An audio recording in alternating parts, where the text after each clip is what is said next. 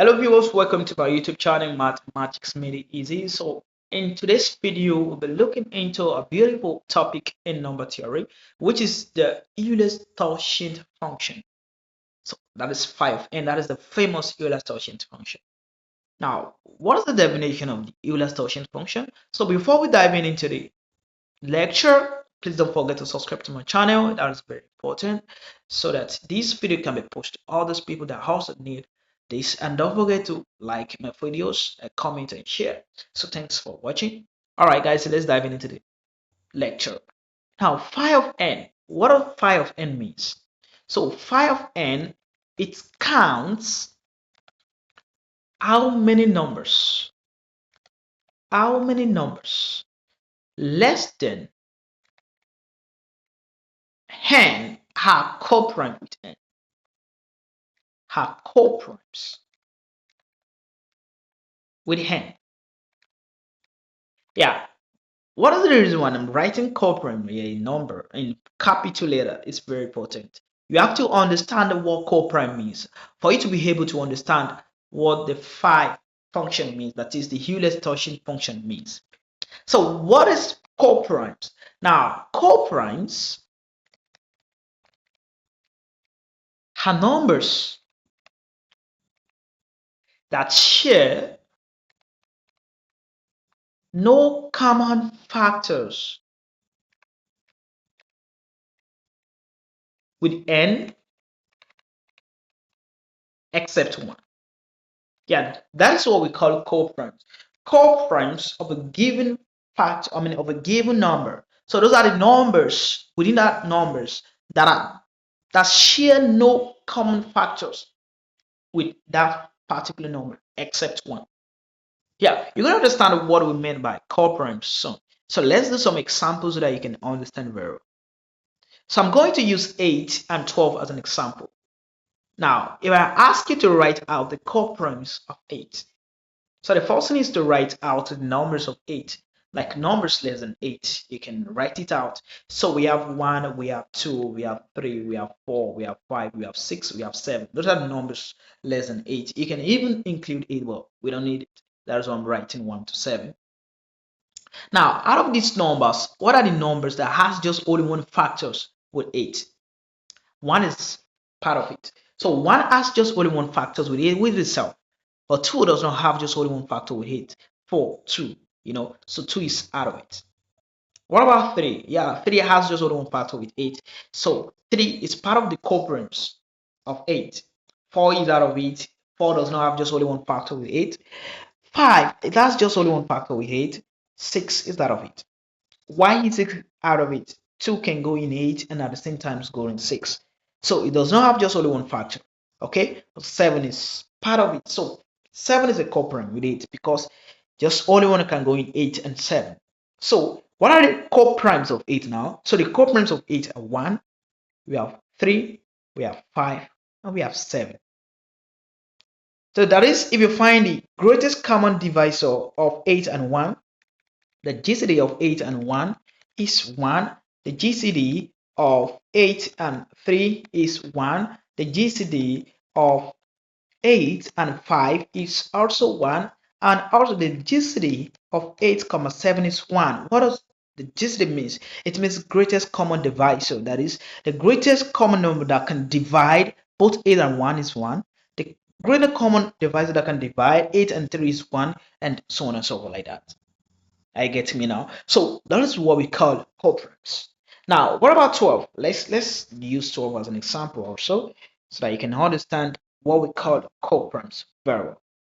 Now, 12. If we write out the numbers less than 12, we have 1, we have 2, we have 3, 4, 5, 6, 7, 8, 9, 10, and 11. So now let's write out the co-primes of 12. 1 is a co-prime of 12 because if you find the greatest common divisor, the GCD of 12 and 1 is 1. So we have 1. What about 2? 2 is out of it. Yeah, 2 is out of it. 2 can go in, 2 can go in 12. 2 can go into 6 can go in 12, and at the same time 2 can go in 6. So this is out of it. What about 3? Yeah, 3 is also out of it because 3 can go in 12. How many times? that is 4 times. And there are also numbers that can go in 4, which is 2. So 3 is out of it. 4 is also out of it automatically. So 5 is a co-prime with 12 because the GCD of 12 and 5 is 1. So we have 5. What about 6? 6 is out of it because 6 can go in 12 2 times. And at the same time, 3 can go in 6. Okay, 2 can go in 6. So is that out? What about 7? Yes. 7 has just only one factor with 12. That is 1. Okay, and 8, no. 8 is out of it. 9 is out of it automatically because 3 can go in 12 and at the same time it can go in 9. Okay, 10 is out of it. 2 can go in 12, 2 can go in 10. And 1 can go in 12, 1 can go in 10. They does not have any they have common factors. You get me? So the common factors of 12 and 10, there are 2 and 1. Okay. So the last one here is 11. The common factor of 12 and 11 is 1. So 11 is a coprime with 12. So here are the coprimes with 12. We have 1, we have 5, we have 7, we have 11. So that is what we call coprimes. I'm sure you understand what we call coprimes now. So now let's look into some examples on how to find the Euler's Totient function. So I'm going to use 8 and 12 as an example. Now let's find the Euler's Totient function of 8. So since we already have the coprimes of 8, which are 1, we have 3, we have 5, and 7. Those are the coprimes of 8. Now, how do you find a phi function of 8? This is what you're going to do. You're going to count all these numbers. So the total numbers here is 1, 2, 3, 4. So that shows that the phi of 8 is 4. You understand now? So what about phi of 12? We already have the coprimes of 12, which are 1, we have 5, we have 7, and we have 11. So if you count 1, 2, 3, 4, so it's also 4. So the phi of 8 is 4, and the phi of 12 is 4. So that is how you find the Euler's Totient function of any given number. Now we have a beautiful theorem, or you'll say relations. So if you have phi of a multiplied by b, that is the same thing as phi of a multiplied by phi of b. That's very important. And I take notes when p is a prime number. So if p is a prime number, so phi of p equals p minus 1. And the final formula I'm going to give now, we have phi of p raised to the power of k, where p is a prime number and k is greater than or equal to 1. Are we together? So k is greater than or equal to 1 and p is a prime number. So phi of p raised to the power of k equals p raised to the power of k minus p raised to the power of k minus 1. And then if you factor out p raised to the power of k, so this is the as p raised to the power of k into 1 minus 1 over p. That is beautiful. Now, let's do some examples using these given formulas. All right, so let me clean this part so that we can have some space to solve.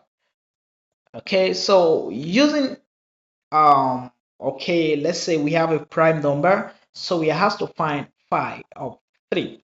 You can see 3 is a prime number. So using the formula I gave, I said if you have a prime number, so phi of p is equal to p minus 1. So phi of 3 will be equal to 3 minus 1, which is equal to 2. That's very simple problem.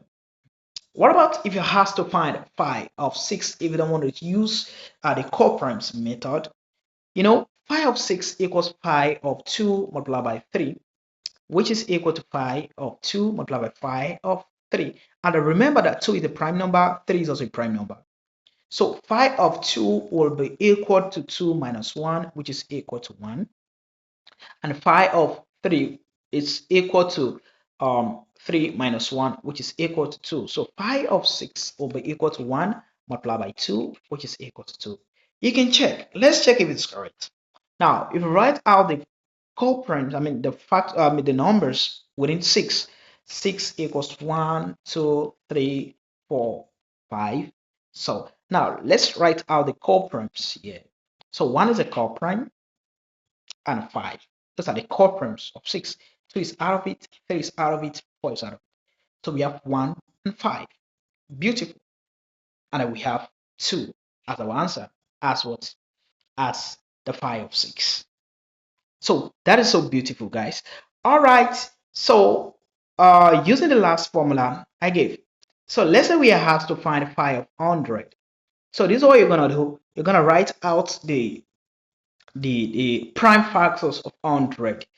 100 equals 50 multiplied by 2, and then 50 is 25 multiplied by 2 multiplied by 2, okay? And 25 is 5 raised to the power of 2, and 2 times 2 means 2 raised to the power of 2. So that shows that phi of 100 equals phi of 5 raised to the power of 2 multiplied by 2 raised to the power of 2. So which is equal to phi of 5 raised to the power of 2 multiplied by phi of 2 raised to the power of 2. That is beautiful. Now let's find phi of 5 raised to the power of 2. Let's clean this part. Okay, so phi of 5 raised to the power of 2. So using the formula I gave, I said if you have phi of p raised to the power of k equals p raised to the power of k, then into 1 minus 1 over p. Okay, so phi of 5 raised to the power of 2 will be equal to 5 then raised to the power of 2 into 1 minus 1 over 5. Okay, so you can see k is 2 and p is 5. Okay, and then 1 minus 1 over 5, so that will give us 4 over 5. And then 5 raised to the power of 2 is 25. So we have 25 into, that will be 4 over 5. Then 5 in 5, that is 1. 5 in 25. So that will give us 5. Then 5 times 4 will give us 20. That shows that phi of 5 raised to the power of 2 is 20. Now let's find phi of 2 raised to the power of 2. So this will be equal to 2 raised to the power of 2, then into 1 minus 1 over 2. And 2 raised to the power of 2 will give us 4. So we have 4, then into 1 minus 1 over 2. And 1 minus 1 over 2 will give us 1 over 2. That is beautiful. So 4 divided by 2 will give us 2. All right, guys. So phi of 100 will be equal to phi of 5 raised to the power of 2, which is 20, multiplied by phi of 2 raised to the power of 2, which is 2, which is equal to 40. So that is beautiful, and that is how you find a phi function of any given numbers. Okay, guys, so we're gonna meet in our next class.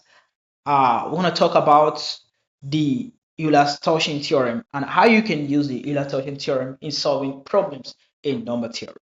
Okay, guys, see you next time. And please don't forget to subscribe to my channel, like my videos, comment, and share. Thanks for watching.